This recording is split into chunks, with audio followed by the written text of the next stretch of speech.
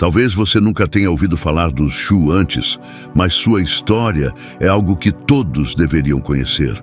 E se eu dissesse que existiu um povo anterior à formação de Israel que adorava o Deus Todo-Poderoso, mesmo antes de Abraão? É isso mesmo, os Shu eram um antigo e enigmático povo semita que venerava o mesmo Deus que mais tarde seria conhecido como o Deus de Israel. Neste vídeo, vamos desvendar os mistérios por trás desta civilização quase esquecida, uma que pode mudar completamente nossa compreensão sobre as origens do culto a Yahweh. Não se esqueça de curtir, comentar e se inscrever no canal Segredos Bíblicos, para que você não perca nenhum detalhe dessa surpreendente revelação. O mistério do culto a Yahweh antes de Israel. À primeira vista, a ideia de um povo que adorava o Deus Todo-Poderoso antes de Israel pode parecer estranha, quase perturbadora. Afinal, estamos acostumados a associar o culto ao Deus de Abraão diretamente com a história de Israel. No entanto, a própria Bíblia nos oferece indícios sobre a existência de grupos semitas que, antes mesmo da formação de Israel, reverenciavam o Deus Todo-Poderoso. Muitos desses grupos, de fato, tinham uma conexão direta com Abraão. Neste contexto, existe uma figura bíblica que desempenha um papel crucial, embora muitas vezes seja negligenciada. Jetro, também conhecido como Reuel, era um sacerdote do Deus Altíssimo. Sua importância no Antigo Testamento, especialmente em relação à história de Moisés, é imensa, apesar de sua presença discreta nas Escrituras. A influência de Jetro é fundamental, particularmente no livro do Êxodo e na história de Pentecostes. Conhecer a história de Jetro é entender uma parte vital da narrativa bíblica que, embora muitas vezes esquecida, lança luz sobre aspectos profundos do culto ao Deus de Israel, mesmo antes de Israel existir como nação. Quando Moisés foge do Egito, ele se dirige diretamente para a terra de Midian, onde conhece Jetro, um sacerdote, homem de origem semita, descendente de dois povos, os queneus e os midianitas. Moisés acaba se refugiando na casa deste sacerdote que era devoto do Deus de Abraão, mas que pertencia tanto aos queneus quanto aos midianitas. Durante 40 anos, Moisés permanece em Midian, aprendendo com Jetro, também conhecido como Reuel, e aprofundando sua compreensão das tradições e histórias dos povos semitas, dos quais ele mesmo era descendente. Durante esse tempo, Moisés se familiariza não apenas com as tradições do povo de Abraão, mas também com as de outros povos semitas. Ele se casa com Zípora, uma das filhas de Jetro, e assim, através desse casamento e de seus anos em Midian, ele se conecta ainda mais profundamente com suas raízes semitas. Jetro é apenas um exemplo bíblico que comprova a existência de povos semitas que adoravam o mesmo Deus que Abraão. E é nesse contexto que surge o enigmático povo de Shu, um dos povos semitas que, assim como os queneus e os midianitas, serviam ao Deus de Abraão mesmo antes da formação de Israel. Os Shu, no Antigo Egito, eram nômades pastoris de língua semita que habitaram o sul do território desde o final da Idade do Bronze até o início da Idade do Ferro, durante o terceiro período intermediário do Egito. Esses habitantes de tendas, organizados em clãs, governados por chefes tribais, eram vistos pelos antigos egípcios como saqueadores, ativos desde o vale de Jezreel até Ascalão, estendendo-se por Transjordânia, o Sinai e até a Arábia Saudita. Os egípcios, que nutriam uma profunda aversão pelos Hyksos, frequentemente viam os Shu como meros malfeitores. Ao explorar a origem do nome Shu, acredita-se que ele derive do termo egípcio Sas, que originalmente significava aqueles que se movem a pé. Outros estudiosos, como Levi Adams e Muniz, sugerem conexões com a palavra egípcia SS, que significa vagar, ou com a raiz triliteral semítica Salsis, que em hebraico significa saquear ou roubar. Portanto, Shu era uma designação egípcia para certos grupos e subgrupos possivelmente associados ao povo Hyksos. Quanto à terra natal dos Shu, embora pareça que sua origem esteja na Transjordânia, também foram registrados em regiões como Canaã, Síria, Egito, o Sinai e a Arábia Saudita. A história dos Shu é rica e complexa. Sua primeira menção conhecida aparece em uma lista do século XVI a.C., que identifica os povos da região transjordana. Explorar a trajetória dos Shu nos leva ao final da Idade do Bronze, um período em que esses nômades semitas se destacaram não apenas por seu estilo de vida, mas também por seu impacto na história das antigas civilizações do Nordeste.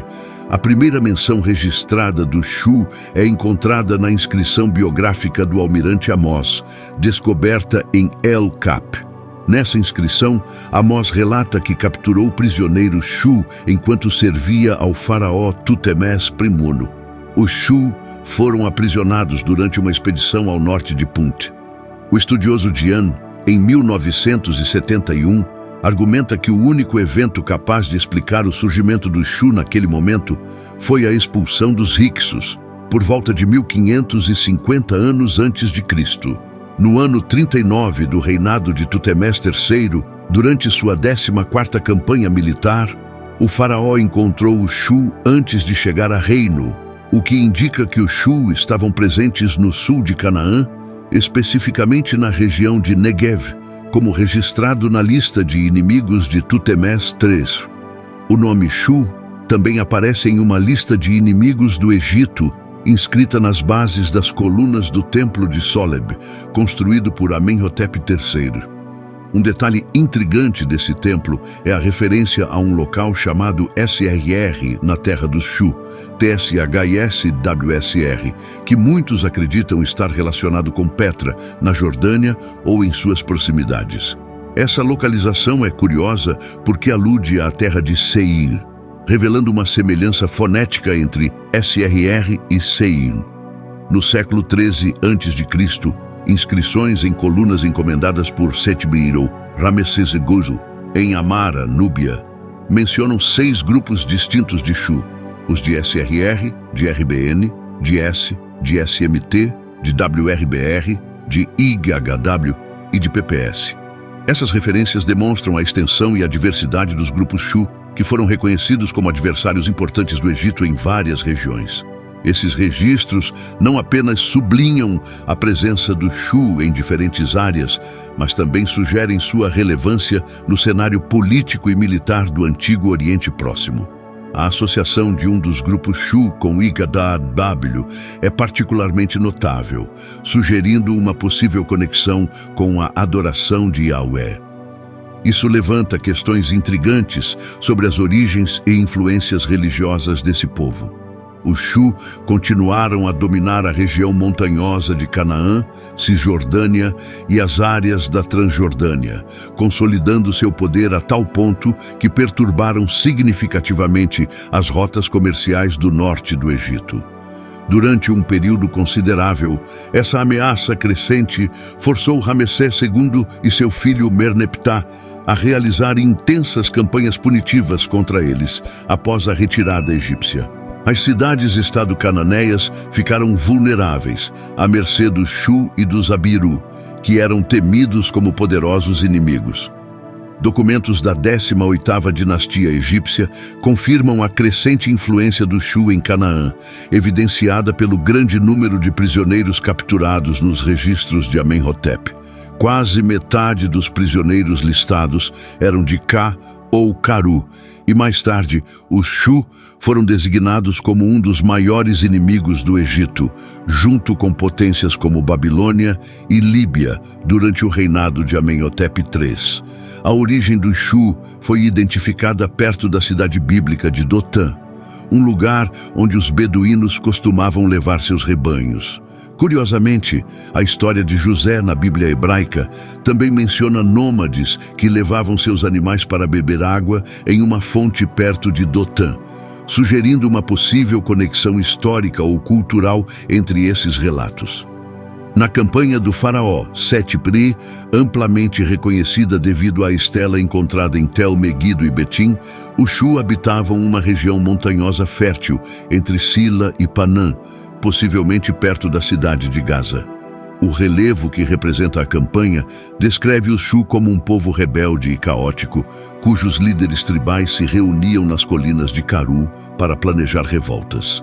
Eles são retratados como desprezadores de seus vizinhos e desafiadores das leis do palácio egípcio.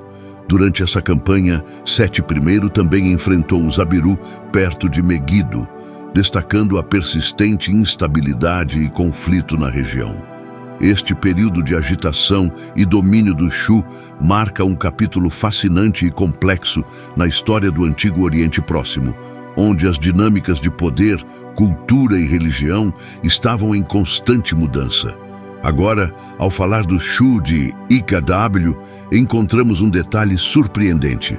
O nome do Deus bíblico Yahweh está diretamente associado a esse grupo específico de Shu, que já adoravam o Deus Todo-Poderoso mesmo antes da formação do povo de Israel. É importante lembrar que, além de Jetro, havia outros semitas que serviam a Deus muito antes da história de Moisés. Um exemplo notável é Jó, do livro de Jó, que, segundo a maioria das fontes, era edomita descendente de Abraão e também um adorador de Deus. Voltando aos Shu de Igw, dois textos egípcios, um do período de Amenhotep III, no século XIV a.C., e outro da época de Ramessés II, no século XIII a.C., mencionam a terra dos Shu de Igw. De acordo com o pesquisador Michael Astor, essa tradução hieroglífica corresponde surpreendentemente à tétrada hebraica Igw ou Yahweh, e é anterior à menção mais antiga conhecida desse nome divino na estela de Mecha por mais de 500 anos. Karel van der Toorn conclui que já no século XIV a.C., muito antes de o culto a Yahweh chegar a Israel, grupos de midianitas e queneus adoravam Yahweh como seu Deus. Esse fato abre uma nova perspectiva sobre as origens e a difusão do culto a Yahweh, sugerindo que ele já estava presente nas tradições religiosas antes da formação de Israel e que os Shu de Igw desempenharam um papel crucial nessa história, ainda em grande parte desconhecida. É crucial destacar que isso apenas reforça o que os textos bíblicos afirmam categoricamente. Os midianitas e edomitas já serviam ao Deus de Israel muito antes da formação oficial do povo de Israel. Isso é fascinante, especialmente quando lembramos que Jó, descrito como um edomita, e Jetro, um midianita, ambos acreditavam e serviam ao Deus Todo-Poderoso. Está claro que tanto os midianitas quanto os edomitas praticavam o paganismo e o politeísmo, mas o culto ao Deus de Abraão foi preservado dentro dessas nações. Jetro, por exemplo, foi um sacerdote influente em Midian, o que sugere que ele ensinou muitos outros a seguir o Deus Todo-Poderoso. Isso nos leva a crer que havia um número considerável de adoradores de Yahvé entre os midianitas. Além disso, alguns especialistas acreditam que os israelitas poderiam ter compartilhado uma origem comum com o Shu, considerando que seus irmãos, os gamititas e midianitas, estavam incluídos nessa designação para certos grupos semitas. Vale ressaltar que, sob a perspectiva egípcia, os semitas, em geral, eram conhecidos como Hyksos ou Hyksos no antigo egípcio. Agora eu quero ouvir de você. Deixe seus pensamentos nos comentários e me diga se você sabia sobre os Shu, esse antigo povo ou confederação de povos semitas que adoravam o Deus Todo-Poderoso. Quero te convidar a assistir a qualquer um dos vídeos que aparecem na tela. Que Deus abençoe a todos e nos vemos em breve.